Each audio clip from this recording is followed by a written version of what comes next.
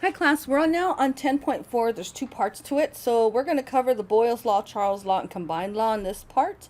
So the pressure and volume and temperature of an ideal gas are related to each other through simple mathematical relationships called the gas laws. These relationships are very useful for describing common gases, including air, nitrogen, oxygen, helium, and carbon dioxide. In this lesson, we will look at three relationships: Boyle's law, Charles' law, and the combined gas law. Boyle's law describes the relationship between the pressures and volume of a gas. According to Boyle's law, the pressure and volume of a gas are inversely related. That means that if the pressure goes up, the volume goes down, and vice versa. For example, think about the oxygen tank on this firefighter's back. The oxygen is compressed into a small volume, so it has a high pressure. As long as the temperature does not change, the pressure times the volume of the gas, is constant.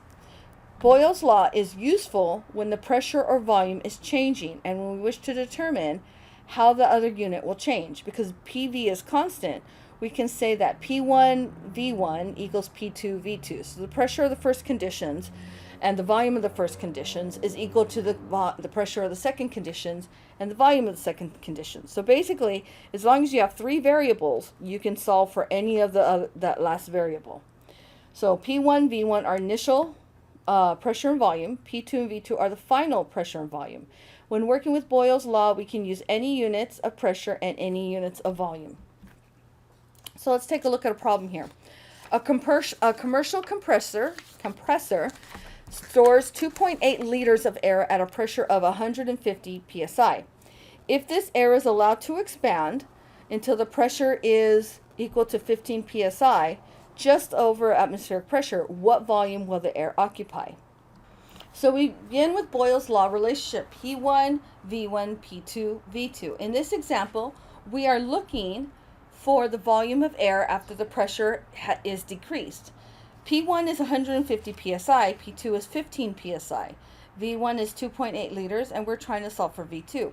To solve this problem, we write the equation above to isolate V2. V2 equals P1 V1 over P2. We then plug in the pressure and volume quantities to solve. V2 equals 150 psi times 2.8 liters over 15 psi. The psi units cancel, giving us an answer of 28 liters. Notice that when we solved this problem, our units of pressure canceled out.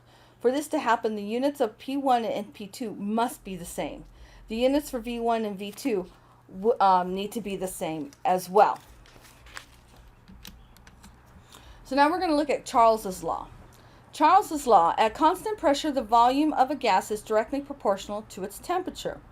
Charles' law states that at constant pressure, the volume of a gas is directly proportional to its temperature, what I just read. If the temperature goes up, the volume goes up.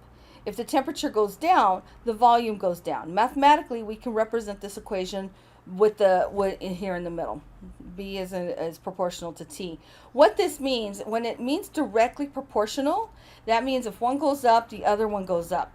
If we look and it says inversely, that means one goes up, the other goes down. It means the opposite. We can also have V over T equals the constant. So in the mid-19th century, William Thomas, who was later granted the title Lord Kelvin, compared the plots of volume versus temperature for a number of different gas samples, similar to the graph shown here. Although he could not measure gas pressures at very low temperatures, Thomson observed that if the volume continued to decrease in a straight line, all of the gases would reach a volume of 0 at the same temperature. This temperature is negative 273.15 degrees Celsius, is called absolute zero, the lowest possible temperature. Recall that temperature is the measure of kinetic energy of particles in a substance.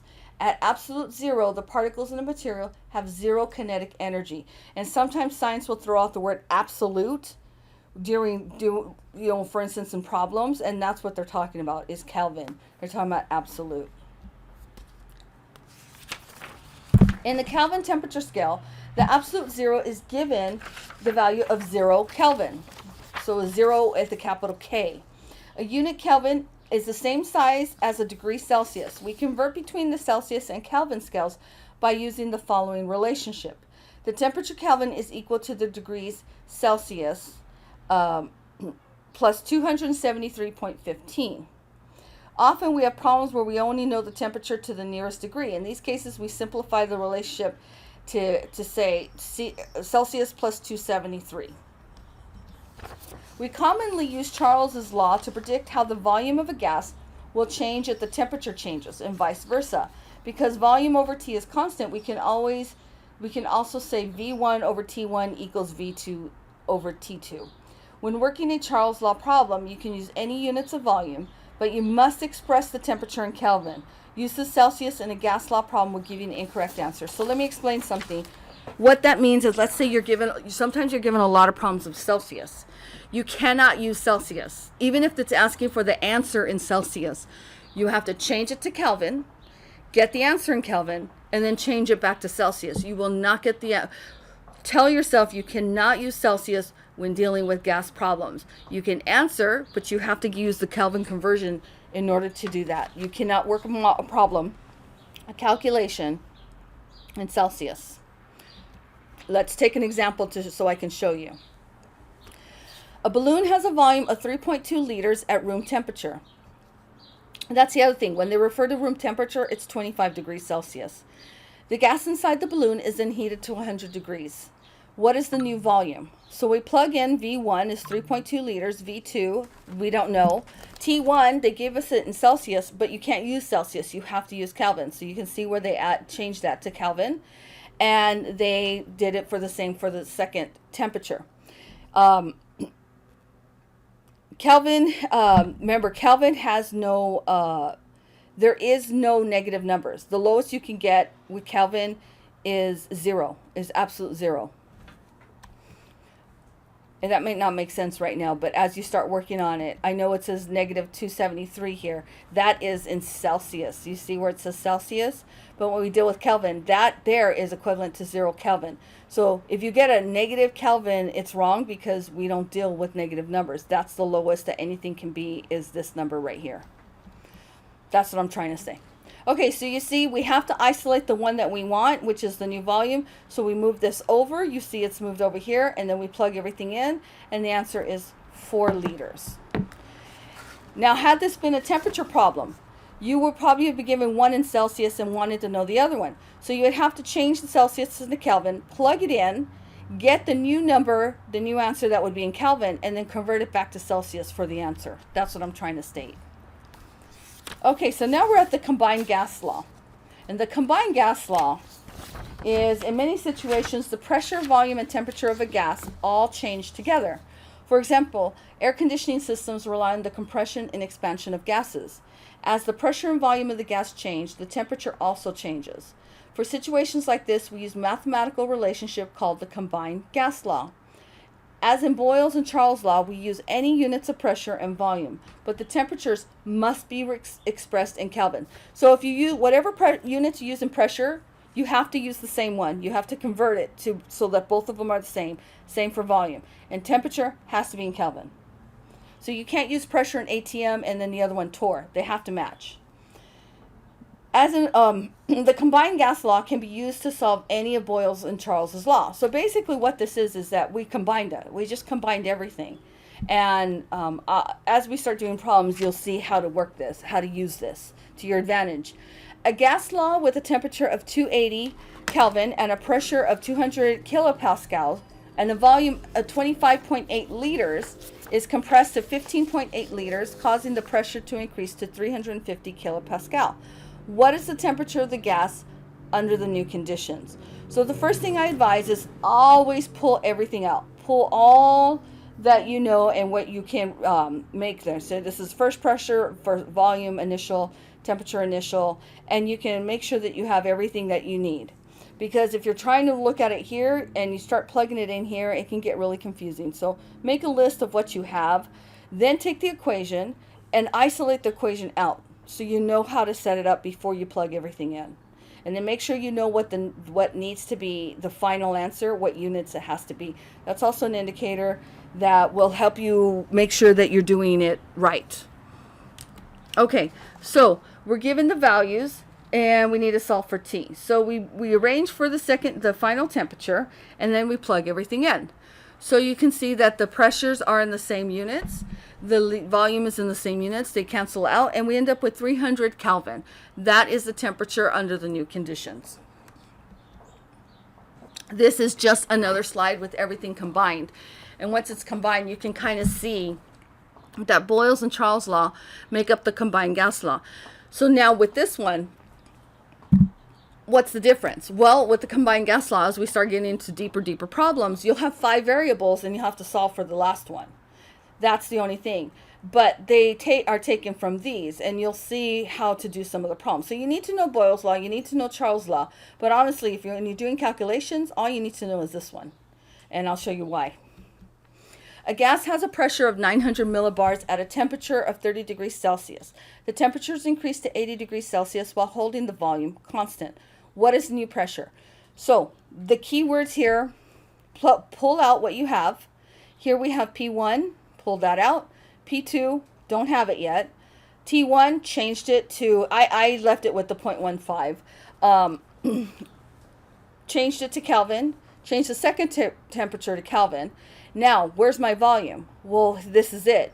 The volume's constant, so you can kick the volume out. We're not using volume. If that makes you uncomfortable, then just make both of these 1, and you're multiplying everything by 1. That's all you have to do. So here we move everything. I isolated what's being asked. Here's the question mark, moved it all over.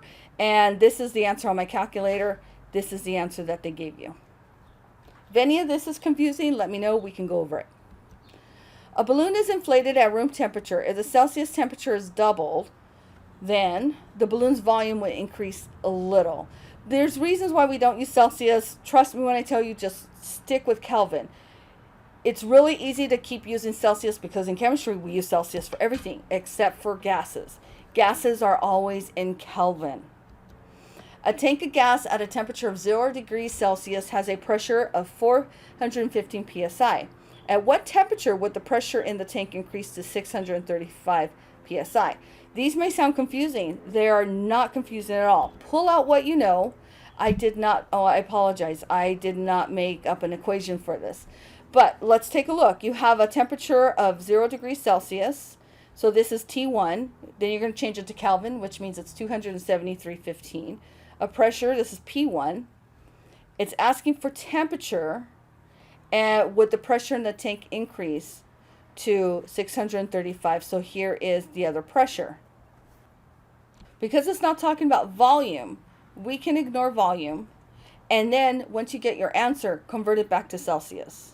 So basically what I'm saying is take this, remove the volume, and set it up with the pressures, but not, did I not finish it? Oh, I put the equation, but I didn't solve it.